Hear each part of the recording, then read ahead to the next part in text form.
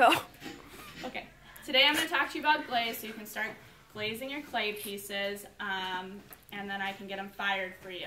If you're not going to keep your piece, if you're just going to throw it out in the end, don't glaze it and work on your printmaking design. I need to approve your printmaking design before you can transfer it onto linoleum. So if you finish your design, then you should work on either your sketchbook assignment or something you're behind on. Okay, so all the glazes are arranged on this back wall here by name. They're very nice and organized, so that is how they need to stay. You can see the name here, and you can compare it to this chipboard, right? I would look at the chipboard, pick out colors you want to use, and then find the jars, right? Remember, glaze is like special paint for clay, so even though right now it looks matte, not shiny, and it might look like brown, okay, when it comes out of the kiln, it'll look something like this, okay? It'll look like the chip that you find. There are a few new glazes we have that you won't find on the chipboard, and those can be found in this book. On the pages, I've dog-eared. So the new ones are sea green pearl, gray opal, gray slate, coffee bean, and then there's a few on this page too. We have carnation pink, walnut spice, might not be out yet, and royal blue. So if you don't find them over here, if you see a name and you don't know what it looks like, you can check in this book. There are two glazes that run a lot, and that means that you should not paint them on the outside, or if you're going to paint them on the outside, that you leave a pretty good border near the bottom so that they have room to drip, okay? And that's peacock and cappuccino, all right? So the basic steps here for glazing, though, are up here. You can follow along. Step one is to rinse or clean your bisqueware. You don't want to blow into your clay to get the dust out because it's not good for your lungs or for your eyes. So you just go and run it under the water and kind of wipe it out with your hands. That's it. You don't need soap or anything, and it will dry out really fast. Then you should plan out what you want to do.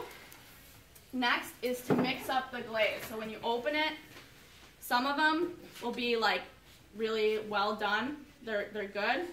Some will be chunky, some will be dried out, some will be really liquidy. You want to stir it up so it's an even consistency. If it's really dried out, you can add a little bit of water and then mix it up, okay? So it's going to look like thick paint.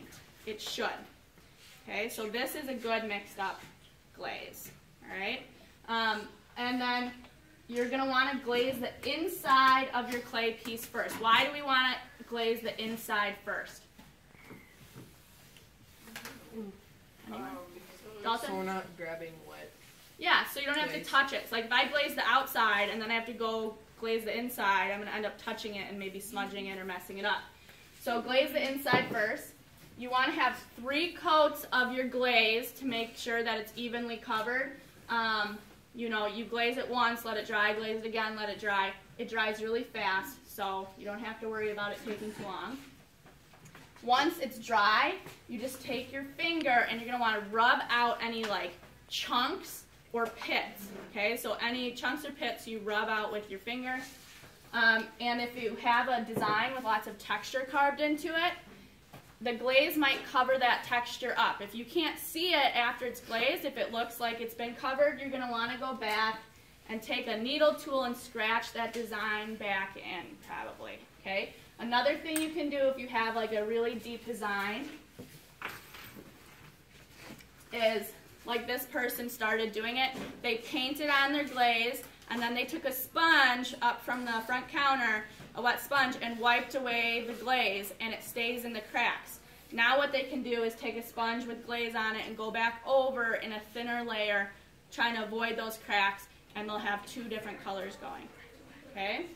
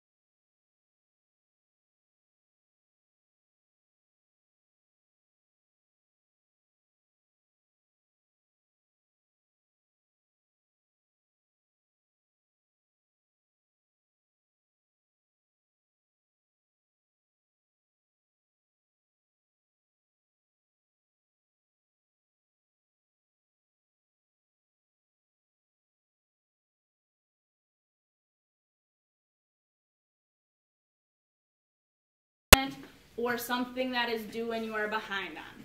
Okay? Thank you.